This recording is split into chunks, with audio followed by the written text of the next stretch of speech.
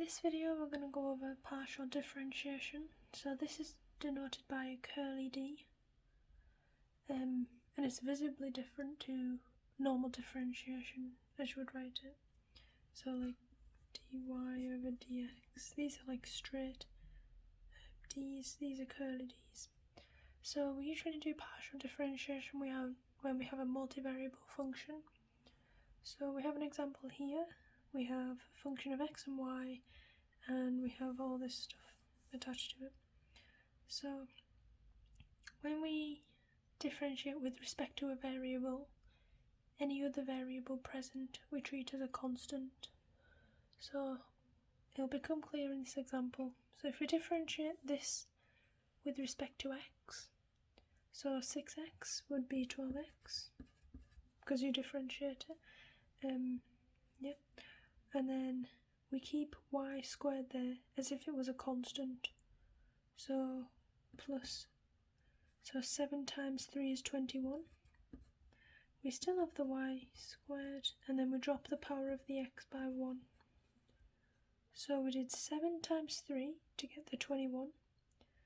We still have the y squared because we're treating that as a constant, and we drop the power of x by 1 because that's a rule in differentiation. Multiply by the coefficient, drop by 1. So for the next one, we have 4y cubed because we did 4 times the power of x, and then we drop the power by 1, which gives us this.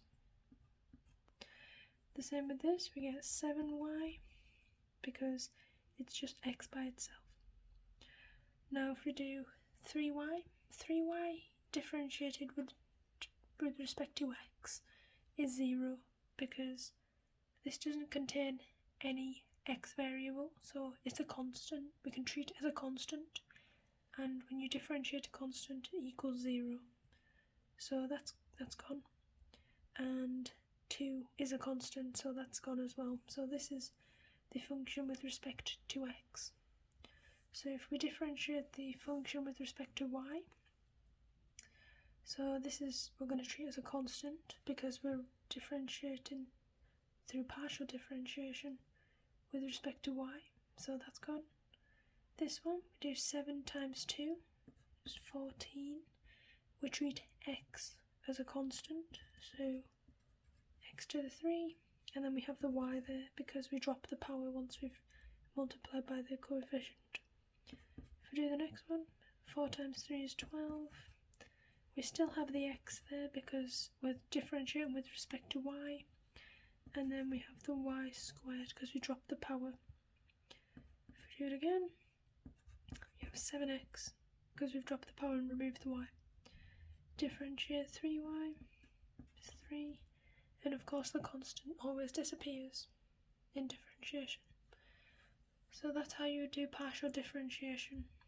If we do another example, you can do partial differentiation and substitute in the values. So we'll differentiate this with respect to x. So we have 12xy cubed for this first one, plus 3y squared. With respect to x, that is 0 because we're going to treat y as constant, and then differentiate this with respect to x is just plus 5. Now if we differentiate this one through partial differentiation with respect to y, for this we will go 18x squared y squared plus 6xy plus 21y squared, and 5x differentiated with respect to y is 0. So then we're given numbers to substitute in for x and y. So 12 multiplied by 2 multiplied by 3 cubed plus 3 multiplied by 3 squared plus 5, that gives 680. And for the next one, 18 multiplied by 2 squared multiplied by 3 squared plus 6 times 2 times 3 plus 21 multiplied by y squared, so 3 squared. That gives us 2169. So what we can also do with partial differentiation, like normal differentiation, is that we can differentiate the variable function twice. So here is a schematic diagram of how that can happen. So we have our multivariable function. You can differentiate with respect to x, and then with respect to x again, which is where you have the x squared and the squared up here. You can differentiate with respect to x, then with respect to y. In this case you'll have the dx dy here.